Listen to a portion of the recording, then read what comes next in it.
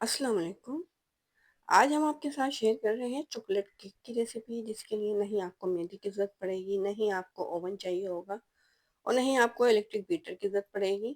बहुत ही आराम से, बहुत ही आसानी के साथ झटपट से हम ये केक तैयार कर लेंगे। तो अगर घर में कोई छोटी-मोटी दावत है या फिर कोई फंक्शन वगैरह आ रहा है या फिर कोई त्योहार, तो आप इस केक की रेसिपी को ट्राई कर सकते हैं। तो चलिए फिर बनाना शुरू करते हैं। सबसे पहले तो हमने ये बिस्किट लिए हैं, तो तकरीबन 400 ग्राम के करीब हमारे पास ये बिस्किट हैं। ये मीठे वाले बिस्किट हमने लिए हैं। तो इनको हम मोटे-मोटे टुकड़ों में काट लेते हैं। इसको बिल्कुल बारीक नहीं करना है, थोड़े मोटे टुकड़े रखना है इनके। आप कोई से भी फ्लेवर के बिस्किट ले सकते हैं, बस इस बात का ख़्याल रखिएगा कि वो मीठे हों। बिस्किट हमने तोड़ लिए हैं, अब हमने ले लिए हैं ये अखरोट, तो आधा कप के करीब हमारे पास ये अखरोट हैं। तो अखरोट को भी हम काट लेते हैं, इनको भी हमें मोटा-मोटा काटना है, बहुत ज़्यादा बारीक नहीं करना है। आप चाहें तो बादाम भी ले सकते हैं, पिस्ते, मूँगफली, कोई सा भी ड्राई फ्रूट आप ले सकते हैं। सर्दी का सीज़न है, तो ऐसे में ये ड्राई फ्रूट का केक जो है बहुत ज़्यादा मज़ा देगा और बहुत ज़्यादा पसंद आएगा। झटपट से तैयार हो जाने वाला ये केक बहुत ही मज़ेदार होता है। तो देखें, ये अखरोट भी हमने काट लिए हैं, तो अखरोट और बिस्किट को हम एक साथ डाल देते हैं एक बाउल के अंदर। इस केक के अंदर नहीं हम अंडा डालेंगे, बगैर अंडे के, बगैर मैदे के, बगैर ओवन के बहुत ही मज़ेदार सा केक तैयार होगा। अब हमने एक पैन ले लिया है और उसके अंदर डाल देते हैं ये आधा कप के करीब चीनी, और आधा कप ही हम इनके अंदर डालेंगे कोको पाउडर।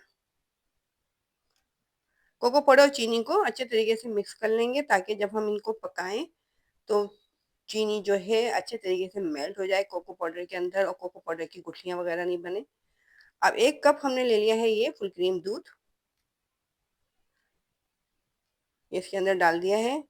अब दूध डाल के भी कोको पाउडर और चीनी को पहले हम मिक्स कर लेते हैं, ताकि कोको पाउडर की गुठलियाँ वगैरह नहीं बने और चीनी अच्छे तरीके से इसके अंदर मेल्ट हो जाए। तो ये दूध को, कोको पाउडर को, चीनी को अच्छे तरीके से हमने चूल्हे पे रखने से पहले मिक्स कर लिया है। अब इसको चूल्हे पे रख लेते हैं और ये हम बीटर से इसको मिक्स करते जाएंगे, ताकि कोको पाउडर अच्छे तरीके से पक जाए, इसकी गुठलियाँ वगैरह नहीं बने इसके अंदर। और मीडियम फ्लेम पे इसको पकाएंगे तकरीबन 10 मिनट तक, जब तक कि ये गाढ़ा नहीं हो जाता है बैटर। बहुत ही झटपट से तैयार हो जाने वाला ये चॉकलेट केक, अगर एक दफ़ा आपने बना लिया तो फिर आपको बार बार बनाना पड़ेगा। तो अगर आपको चॉकलेट केक की झटपट सी रेसिपी पसंद आ रही है तो चैनल को जल्दी से सब्सक्राइब कीजिए, अगर आप पहली दफ़ा चैनल पे आए हैं तो। अब इसके अंदर हम डाल देते हैं ये 150 ग्राम के करीब मक्खन। अभी इतनी देर तक मक्खन को पकाएंगे कि मक्खन इस बैटर के अंदर मेल्ट हो जाए। अगर रेसिपी पसंद आ रही है तो रेसिपी को लाइक करें और हमारे चैनल को अपने दोस्तों, रिश्तेदारों के साथ ज़रूर शेयर किया करें। लेकिन ये बैटर जो है हमारा गाढ़ा होना शुरू हो गया है, 10 मिनट तक हमने इसको पकाया है, तो बस अब हम फ्लेम को बंद कर देते हैं। और जिस बाउल के अंदर हमने अखरोट और बिस्किट तोड़ के रखे हुए थे, उसके अंदर इस बैटर को डाल के और अच्छे तरीके से मिक्स कर देना है। बहुत ही मज़ेदार सा ये केक इंशाल्लाह हमारा तैयार होगा। अगर एक दफ़ा आपने बना लिया तो फिर आपको फरमाइश पर बार बार बनाना पड़ेगा, क्योंकि इसके लिए बहुत ज़्यादा मेहनत करने की भी ज़रूरत नहीं है, झटपट से तैयार हो जाता है। देखिए, तमाम चीज़ों को हमने बैटर में मिक्स कर दिया है। अब एक हमने ये केक का सांचा लिया था, इसके ऊपर अच्छी तरीके से प्लास्टिक शीट को कवर कर दिया है। अब जो ये बैटर है हमारा, इसको इसके अंदर डाल देते हैं। प्लास्टिक शीट हमने इसलिए लगाई है ताकि जब हम केक निकालें तो ये आसानी के साथ निकल जाए, ये पेन के अंदर चिपके नहीं। आप किसी भी सर्विंग बॉल वगैरह के अंदर इस केक को सेट कर सकते हैं। हमारे पास केक का सांचा था तो इसलिए हमने इसके अंदर इसको सेट कर दिया है। अच्छे तरीके से स्पैचुला से इसको प्लेन करने के बाद इसके ऊपर से हम ये बिस्किट रख देते हैं, पूरा कवर कर देंगे इसको बिस्किट से, और फिर इसको 1 से 2 घंटे के लिए फ्रिज में रखेंगे ताकि केक जो है सेट हो जाए। बहुत ही मज़ेदार सा, यमी सा ये चॉकलेट केक हमारा तैयार हो रहा है। बस अब इसको हम फ्रिज में रख रहे हैं। बहुत ही ज़्यादा पसंद आने वाला ये केक है, जो कि झटपट से तैयार हो जाएगा और खाने में बहुत ही ज़्यादा मज़ेदार होगा। तो देखें, इसको हमने 1 घंटे तक फ्रिज में रखा था। अब इस प्लास्टिक शीट को हम निकाल लेते हैं, ताकि केक जो है आसानी से निकल आए। केक बहुत अच्छे तरीके से सेट हो चुका है इसके अंदर। प्लास्टिक शीट को इस पर से अलग कर देते हैं और फिर एक प्लेट में इस केक को निकाल लेते हैं। देखें, केक बहुत आसानी के साथ इसमें से निकल रहा है, चिपका नहीं है इसके अंदर बिल्कुल भी, बहुत अच्छे तरीके से सेट हो चुका है।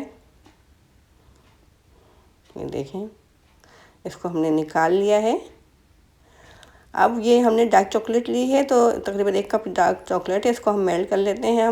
ہم نے اس کو مائکرو ویو اوون میں رکھ کے میلٹ کیا ہے۔ آپ چاہیں تو اس کو بوائل پانی کے اندر اس پیالی کو رکھ کے اور چاکلیٹ کو میلٹ کر سکتے ہیں۔